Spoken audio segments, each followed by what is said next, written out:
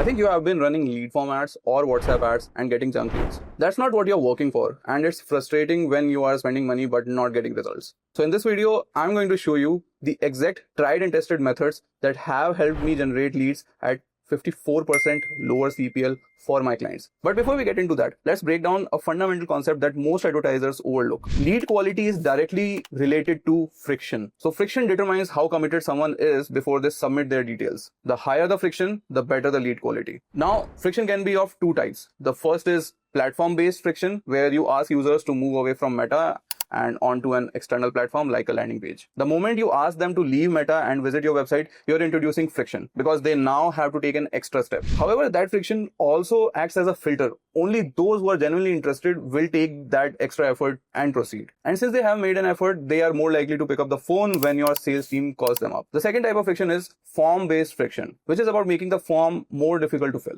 This could mean placing form further down on the landing page so users have to read through the important content before reaching it. Or it could even mean increasing the number of fields in the form so that only those who are genuinely interested will take the time to complete it. These questions should serve as pre-qualification criteria that naturally filter out unqualified leads. So now let's talk about the methods to increase your lead quality. The first one is to stop over-promising in your ads. People can easily tell when an offer is too good to be true. So if you're running a webinar, don't act like it's a live session if it's pre-recorded. Just don't. Be authentic. If you're advertising car finance, don't say it's smooth process without mentioning that approval depends on a stable credit score. We apply this in our ads too every day. You can go ahead and check out my ad library for that. We clearly tell people that watching our workshop won't give them everything they need and that it's only a sample of the full course that we're going to upsell by the end of the webinar. That transparency builds trust and makes us stand out a lot. Then next, add videos to your landing page. I've seen that many advertisers don't use videos on their landing pages, even though people prefer watching videos over reading text. A video can explain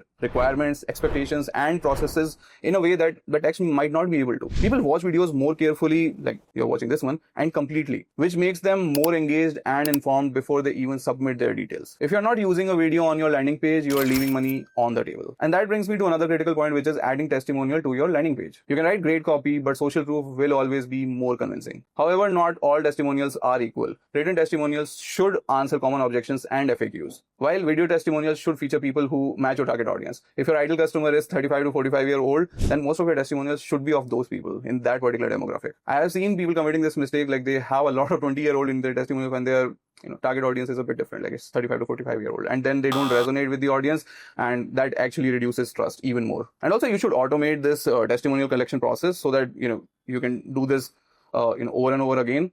And it's very easy. Just set up an automated email, and it gets automated very easily. Just offer a small incentive like a voucher for the next purchase, a discount or a freebie in return for their nice video testimonial. The return on this investment is huge. Trust me, it's huge, because having real customer testimonials will significantly improve your conversion rate and lead quality. Another way to improve lead quality is by asking more questions in the lead form. The more effort it takes to fill the form, the more committed the lead will be. But you can also make this process more engaging by gamifying the form. For example, adding a progress bar or breaking the form into multiple steps, makes user feel like they are moving through the structured process, which increases the likelihood of them completing it. Also, give them an option to go back as well. I've seen a lot of forms where there's no option of going back, and they have to start it all over again, and that increases a lot of drop-offs. Now, if your CPL is increasing, try adding an interactive element to your form to encourage engagement. A pop-up is another simple but effective strategy. Many businesses, especially local service providers, run ads and get leads from locations they don't serve. And this happens a lot. And this happens because of Meta's changes, not recent changes, but changes that were done for location targeting, where they now automatically target people who either live in a location or have recently been there, and their criteria of recently been there is very vague, and it's borderline fraud. This results in a lot of irrelevant leads. To fix this, you can add a pop-up on your landing page that asks a visitor to confirm whether they live in your service area before they can fill out the form. If they say no, redirect them to a page that informs them you don't currently service their location. Initially, this will increase your CPL because fewer people will complete the form. But over the time, Meta's algorithm will realize and adjust and stop serving ads to users in those locations, because ultimately they don't convert, and Meta is registering that thing, which will bring your CPL back down, and ensuring better lead quality as well. Another mistake many advertisers make is having a vague target audience, like totally vague. You can't just say your audience is everyone between the age of 25 to 55.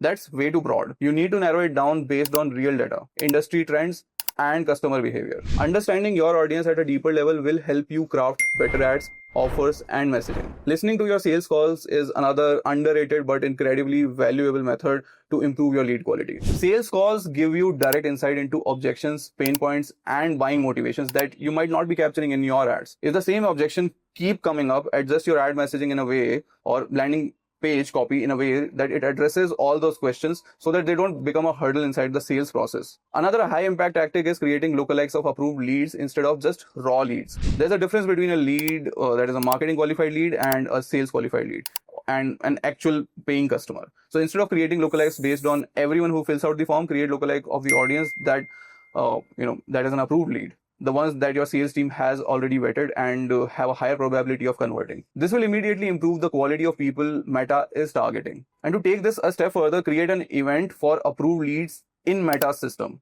You'll have to do it manually, but it is worth it. So instead of only tracking lead submission, integrate your CRM so that when a lead is approved by sales team, Meta is notified. This will allow you to optimize your campaign for actual quality leads rather than just the people who fill out your form. Over time, this will train Meta's algorithm to find better prospects. You should also exclude junk leads from your campaigns. Everyone who is watching right now collects bad leads, people who submit incorrect information, people outside your service area, or those who just aren't serious. Compile a list of these leads and create an exclusion audience. You can even make a lookalike of junk leads and exclude it to prevent Meta from targeting similar people again. These are just the few of the effective strategies I use to ensure high quality leads while keeping CPL low. Implement these and you'll see a drastic improvement in your Meta ads performance. Now, if you watched it till now, then I think you might also be interested in learning which ads actually work. So if you want to know that, then click over here and I'll show you which ads actually work and which ads don't.